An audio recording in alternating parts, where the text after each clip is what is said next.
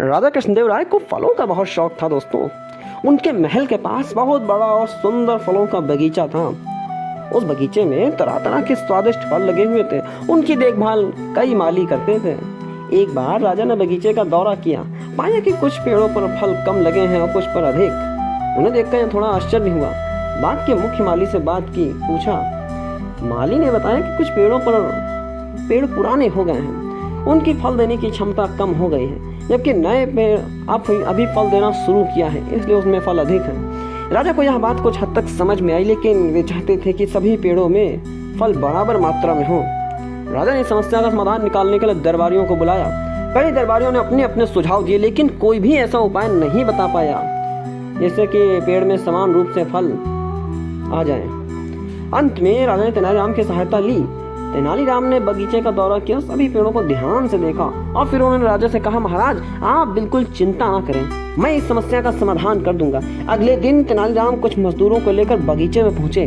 उन्होंने मजदूरों से कहा कि वे उन पेड़ों के चारों ओर गड्ढे खोदे जिन पर कम फल लगे हुए हैं, और उन गड्ढों में खूब सारा पानी भर दें। इसके साथ ही उन्होंने उन पेड़ों की कुछ शाखाओं को भी काट दिया जिन पर फल बहुत ज्यादा लगे हुए थे। माली और दूसरे दरबारी यह देखकर हैरान थे कि तेनालीराम आखिर कर क्या रहे हैं। उन्हें लगा कि तेनालीराम पेड़ों को नुकसान पहुंचा रहे हैं। उन्होंने राजा से शिकायत भी की। कुछ दिनों बाद राजा फिर से बगीचे में गए और उन्हें यह देखकर आश्चर्य हुआ कि पेड़ों के चारों ओर गड्ढे खोदे गए हैं। अब वे पहले से ज्यादा हरे भरे हो गए हैं। जिन पेड़ों में फल कम थे और उन पर छोटे छोटे फल भी लगने शुरू हो गए हैं। जिन पेड़ों की शाखाएं काटी गई थी दोस्तों, उन पर भी अब फल संतुलित मात्रा में उग रहे हैं। राजा ने तेनालीराम से पूछा कि यह आखिर कैसे किया तुमने।